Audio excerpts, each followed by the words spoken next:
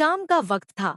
आसमान हल्के गुलाबी रंग में रंगा हुआ था और ठंडी हवा बगीचे के हर पत्ते को छूकर एक अजीब सी बेचैनी फैला रही थी।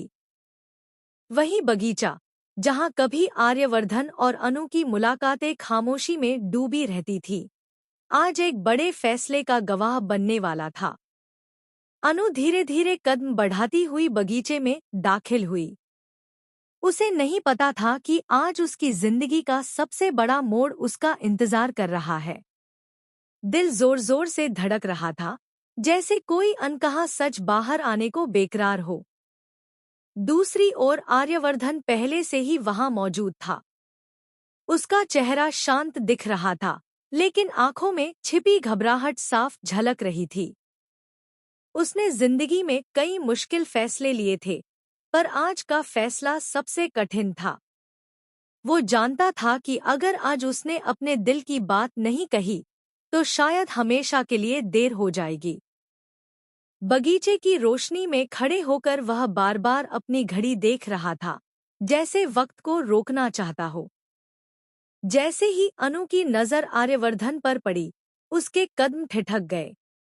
दोनों की आंखें मिली और कुछ पल के लिए पूरा बगीचा मानो थमसा गया।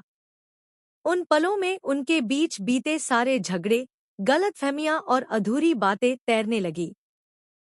अनु के मन में कई सवाल थे।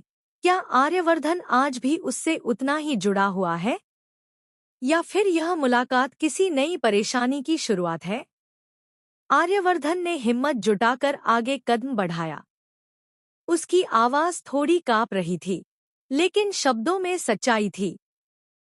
उसने कहा कि जिंदगी ने उसे बहुत कुछ सिखाया है और सबसे बड़ी सीख यही है कि बिना प्यार के सब कुछ अधूरा है। अनु उसकी बातें सुनकर चुप रही, क्योंकि उसके दिल में डर भी था और उम्मीद भी। वह जानती थी कि आर्यवर्धन की जिंदगी आसान नहीं है और उसके फैसले कई लोगों की जिंदगी बदल सकते हैं। फिर अचानक आर्यवर्धन ने वो कर दिखाया जिसकी किसी ने कल्पना भी नहीं की थी। उसने जेब से एक छोटी सी अंगूठी निकाली और घुटनों के बल बैठ गया।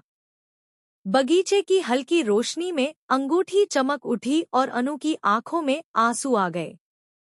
उसने साफ शब्दों में कहा कि वह अनु के बिना अपनी जिंदगी की कल्पना भी नहीं कर सकता और उसे हमेशा अपने साथ देखना चाहता है। यह पल सिर्फ एक प्रपोजल नहीं था, बल्कि उन दोनों के संघर्ष, दर्द और प्यार की जीत थी। अनु के लिए यह सब किसी सपने से कम नहीं था। उसका दिल खुशी से भर गया, लेकिन